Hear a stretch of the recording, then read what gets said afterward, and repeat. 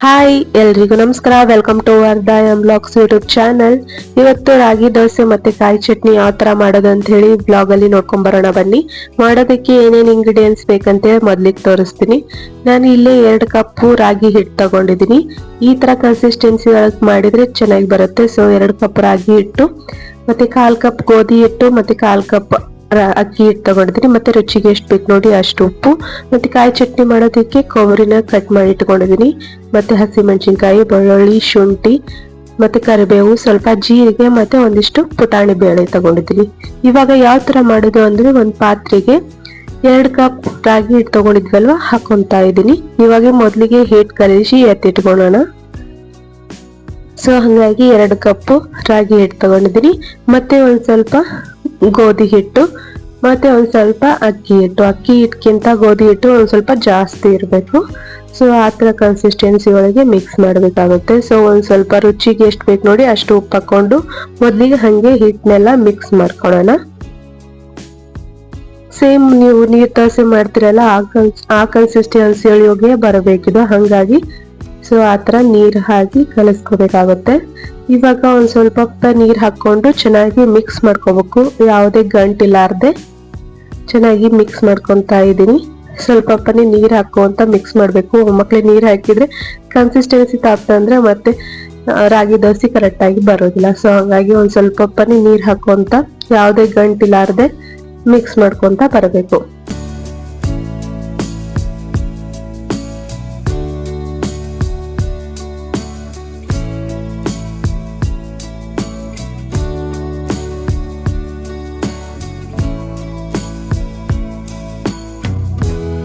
So ನೋಡ್ಬೋದು ಈ ತರ ಕನ್ಸಿಸ್ಟೆನ್ಸಿ ಒಳಗೆ ಚೆನ್ನಾಗಿ ನೀರ್ ಹಾಕೊಂಡು ಮಿಕ್ಸ್ ಮಾಡ್ಕೋಬೇಕು. ಸೊ ಇವಾಗ ಹಿಟ್ಟು ರೆಡಿ ಆಗಿದೆ. ಇದನ್ನ ಒಂದ್ ಸೈಡ್ ಇಡೋಣ. ಇವಾಗ ಕಾಯಿ ಚಟ್ನಿ ಯಾವ ತರ ಮಾಡೋದಂತ ಹೇಳಿ ನೋಡ್ಕೊಂಡ್ ಬರೋಣ ಬನ್ನಿ.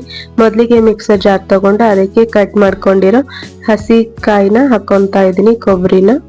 ಇಲ್ಲೊಂಥರ ನಾ ಕೊಬ್ಬರಿ ಚಟ್ನಿ ಮಾಡಿ ತೋರಿಸ್ತಾ ಇದ್ದೀನಿ. ಇನ್ನೊಂಥರ ನಾನು ಯೂಟ್ಯೂಬ್ ಅಲ್ಲಿ ಅಪ್ಲೋಡ್ ಮಾಡಿದೀನಿ, ಇಂಟ್ರೆಸ್ಟ್ ಇದ್ರೆ ಚೆಕ್ ಮಾಡಬಹುದು. ಇದನ್ನ ನಾನು ಒಂದು ಯೂಟ್ಯೂಬ್ ಅಲ್ಲಿ ನೋಡಿದ್ದೆ, ಹಂಗಾಗಿ ಈ ತರ ಟ್ರೈ ಮಾಡೋಣ ಅಂತೇಳಿ ಮಾಡಿದೆ. ಬಟ್ ಚೆನ್ನಾಗಿ ಬಂದಿತ್ತು ಟೇಸ್ಟ್ ಕೂಡ.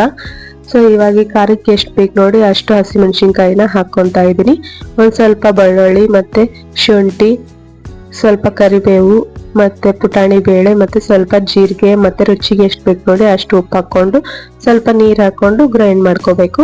ನೀವಿಲ್ಲಿ ಹಸಿ ಮೆಣಸಿನ್ಕಾಯಿನ ಹಂಗೇನೋ ಹಾಕೋಬಹುದು, ಇಲ್ಲ ಅಂತಂದ್ರೆ ಶೇಂಗಾ ಜೋಡಿ ಹುರಿದನ್ನು ಹಾಕೋಬಹುದು. ಇದನ್ನ ಈ ತರ ಮಾಡೋದನ್ನ ಈಗ ಆಲ್ರೆಡಿ ಯೂಟ್ಯೂಬ್ ಚಾನಲ್ ಅಲ್ಲಿ ಅಪ್ಲೋಡ್ ಮಾಡಿದೀನಿ, ಬೇಕಂದ್ರೆ ಚೆಕ್ ಮಾಡ್ಕೋಬಹುದು. ಸೊ ಇವಾಗ ಹಂಗೆ ಹಸಿದೆ ಮಾಡ್ತಾ ಇದ್ದೀನಿ. ಇದು ಕೂಡ ಚೆನ್ನಾಗಿ ಬಂದಿತ್ತು ಟೇಸ್ಟ್. ಈ ತರ ಮಾಡಿದ್ರಿ ಯೂಟ್ಯೂಬ್ ಅಲ್ಲಿ. ಸೊ ಹಂಗಾಗಿ ಆ ತರನು ಮಾಡಿ ನೋಡೋಣ ಅಂತೇಳಿ ಮಾಡಿದ್ರೆ ಚೆನ್ನಾಗಿ ಬಂದಿದೆ ನೋಡ್ಬೋದು. ಸೊ ಇದನ್ನ ಒಂದ್ ಪಾತ್ರೆಗೆ ಹಾಕೊಂಡು ಇದಕ್ಕೆ ಒಗ್ಗರಣೆ ಕಟ್ಕೋಬೇಕು. ಇವಾಗ ಒಂದ್ ಪಾತ್ರೆಗೆ ಸೇರಿಸ್ತಾ ಇದ್ದೀನಿ.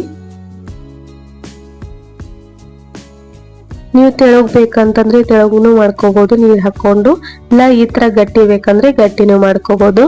ನಾನಿಲ್ಲಿ ಒಂದ್ ಸ್ವಲ್ಪ ನೀರ್ ಹಾಕೊಂಡು ಒಂದ್ ಸ್ವಲ್ಪ ತೆಳುವಾಗಿ ಈ ತರ ಕನ್ಸಿಸ್ಟೆನ್ಸಿ ಒಳಗೆ ಕೊಬ್ಬರಿ ಚಟ್ನಿ ರೆಡಿ ಮಾಡಿ ಇಟ್ಕೊಂಡಿದೀನಿ.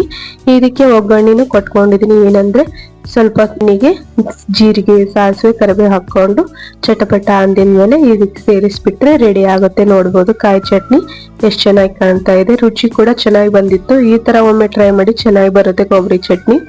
ಸೊ ಇವಾಗ ಕಾಯಿ ಚಟ್ನಿನೂ ರೆಡಿ ಆಗಿದೆ. ಇವಾಗ ಹಿಟ್ಟನ್ನು ಕಲಿಸಿ ಇಟ್ಕೊಂಡಿದ್ವಲ್ವ ಆ ಟೈಮ್ಗೆ ಹಂಚನು ಕಾದಿದೆ. ಇವಾಗ ರಾಗಿ ದೋಸೆ ಮಾಡೋಣ ಬನ್ನಿ. ಮೊದ್ಲಿಗೆ ರಾಗಿ ದೋಸೆ ಮಾಡೋದಕ್ಕೆ ನೀವು ಬೇಕಾದ್ರೆ ಹಂಚಿಗೆ ಎಣ್ಣೆ ಸತೆಗೆ ಹಾಕೋಬಹುದು, ಇಲ್ಲ ಅಂತಂದ್ರೆ ಹಂಗೇನು ಮಾಡಬಹುದು.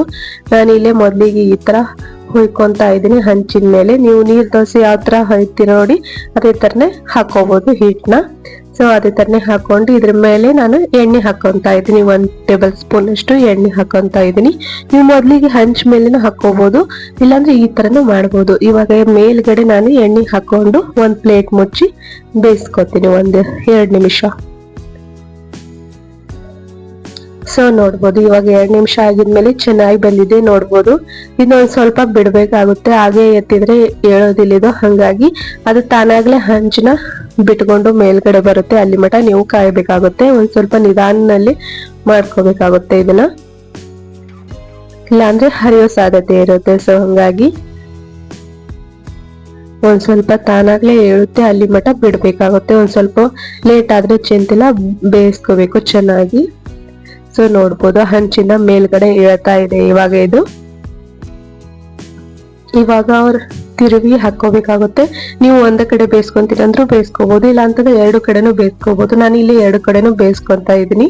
ಸೊ ನಿಧಾನವಾಗಿ ಮೇಲ್ಗಡೆ ಎತ್ತಿ ಹಾಕ್ಬೇಕಾಗುತ್ತೆ. ಸೊ ಇಲ್ಲ ಅಂದ್ರೆ ಹರಿತೈತಿ. ಇವಾಗ ಎರಡು ಕಡೆನೂ ಬೇಯಿಸ್ಕೊಂತ ಇದೀನಿ. ಸೊ ಸಿಂಪಲ್ ಆಗಿ, ಕ್ವಿಕ್ ಆಗಿ, ಹೆಲ್ದಿ ಆಗಿರೋ ಇನ್ಸ್ಟಂಟ್ ಆಗಿ ಮಾಡ್ಕೋಬಹುದು ಇದನ್ನ, ರಾಗಿ ದೋಸೆನ. ಸೊ ಇವಾಗ ಎರಡು ಕಡೆನೂ ಬೇಯಿಸ್ಕೊಂಡಿದೀನಿ. ಇವಾಗ ಒಂದ್ ಪ್ಲೇಟಿಗೆ ಹಾಕಿ ಸರ್ವ್ ಮಾಡಿದ್ರೆ ರಾಗಿ ದೋಸೆ ರೆಡಿ ಆಗುತ್ತೆ. ಸೊ ಇವಾಗ ಒಂದ್ ಪ್ಲೇಟಿಗೆ ಹಾಕಿ ಸರ್ವ್ ಮಾಡ್ತಾ ಇದ್ದೀನಿ. ಸೊ ನೋಡ್ಬೋದು ರೆಡಿ ಆಗಿದೆ ಇವಾಗ ರಾಗಿ ದೋಸೆ ಮತ್ತೆ ಕಾಯಿ ಚಟ್ನಿ. ನೋಡಿದ್ರೆಲ್ಲ ಯಾವ ತರ ಮಾಡೋದು ರಾಗಿ ದೋಸೆ ಮತ್ತೆ ಕಾಯಿ ಚಟ್ನಿ ಅಂತ ಹೇಳಿ. ಈ ಬ್ಲಾಗ್ ನಿಮ್ಗೆ ಇಷ್ಟ ಆಗಿದ್ರೆ ಪ್ಲೀಸ್ ಒಂದು ಲೈಕ್ ಕೊಡಿ, ಹಾಗೆ ನನ್ನ ಚಾನಲ್ ನ ಸಬ್ಸ್ಕ್ರೈಬ್ ಮಾಡ್ಕೊಂಡು ಸಪೋರ್ಟ್ ಮಾಡಿ. ನೆಕ್ಸ್ಟ್ ರೆಸಿಪಿ ಒಂದಿಗೆ ಮತ್ತೆ ಸಿಗ್ತೀನಿ. Thank you, have a nice day, bye.